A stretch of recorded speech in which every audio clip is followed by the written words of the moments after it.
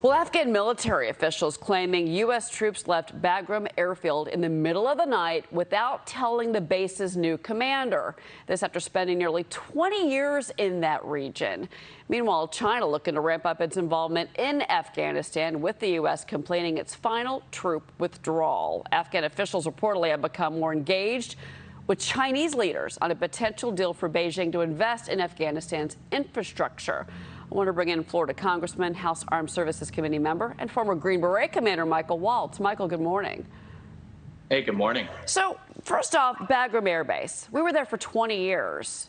And basically, the Afghani government is saying that they got no notice, they couldn't get in there fast enough, and we've got now reports that the base was looted overnight because the Americans left in the middle of the night. Can you explain what's going on there?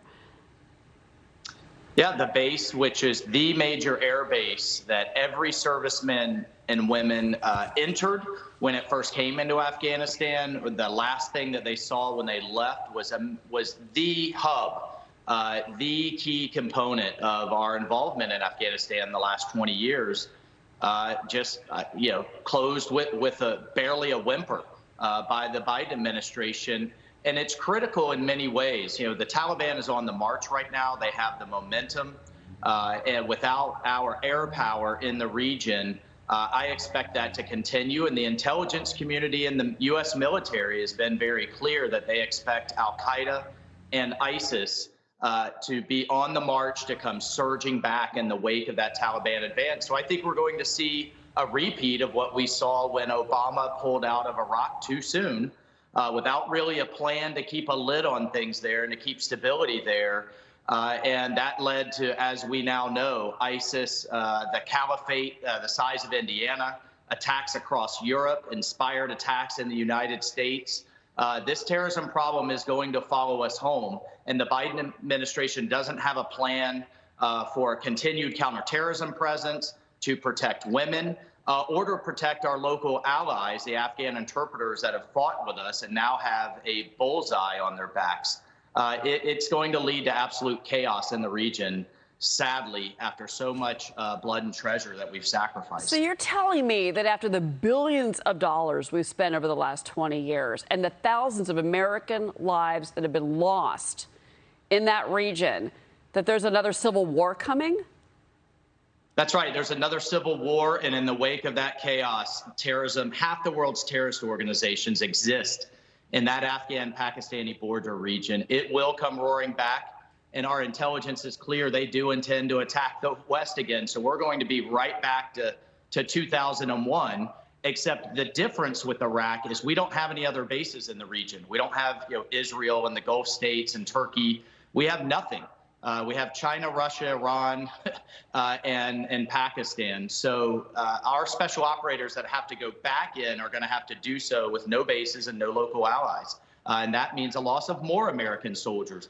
That's why we argued to keep a small presence there going forward, to train the Afghan army. They're the ones out there doing the fighting, but they need our support and they need our air power. And the Biden administration obviously ignored those pleas from you and from your colleagues. And then what about the Taliban? Because they've now got a new source of income. They're seizing that trade gateway that goes into Tajikistan. Right. They're collecting customs revenues. That's in the Journal this morning. I mean, do you expect to see more of this amid this troop withdrawal? That this is not going to be a money-making operation for the Taliban that we've created? No, that's absolutely right. They're going to seize on some of the roads, the bridges, the other infrastructure that we've helped put in place. And then that's also what China's looking at. You know, China has long eyed having that corridor from Central Asia to its western provinces. And importantly, when I was in the Pentagon, I helped commission a survey from the U.S. Geological Survey Society that showed there's over $1 trillion of rare earths there, of critical minerals. One of the world's largest reserves of lithium that powers batteries for everything, including a renewable economy and a green economy. One of the largest copper reserves, natural gas, chromite, and all kinds of other critical minerals. That's what China has its eye on. plus having that gateway into Central Asia with the oil and gas reserves that you'll find there. And we've just walked away from all of it. Unbelievable. It was Steve Forbes. Get in here. I mean, this is just 20 years, and this is where we're at, Steve. It is shameful, and it really tells the world the U.S. is not really interested in global security. Congressman, I wanted two things. One, a micro question. Is the U.S. government going to really bring our interpreters out of Afghanistan, the people who've worked with us, who you say have the target, the bullseye on their backs? Are we just going to abandon them, as happened in Vietnam when we had a precipitously withdrawal? This is a withdrawal we're doing on our own. We're not being forced out, and that's going to make trouble in the future. And the other is General Mark Milley. Is he just a political general who isn't up to the task of having a real strategy to protect our strategic interests around the world, just plays to the political winds? I know it's a blunt question, but the guy certainly has been a disappointment. Excuse me, Steve. Yeah, but on the interpreters, look, it's worth noting that Senator Biden in 1975, that's how long he's been around, did not support the evacuation of the South Vietnamese. In fact, he voted against it in a key committee. And so the Pentagon has said they're ready to get these people out. The governor of Guam has said he's ready to accept them to a third party so we can finish the extensive vetting that goes on. This has bipartisan support in the House and the Senate, Republican and Democrat, particularly us veterans who have served alongside these people who fought with us. And if anybody deserves to come to the United States, they do. It's all sitting at the White House right now, but the silence is deafening.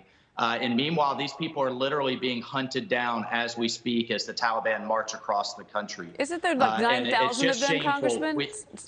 I'm sorry? I think there's, 9,000 interpreters? That's right. There's 9,000 interpreters and then 9,000 other people that, I mean, there's far more than that, but that at least are in the vetting system. These are journalists, teachers, principals.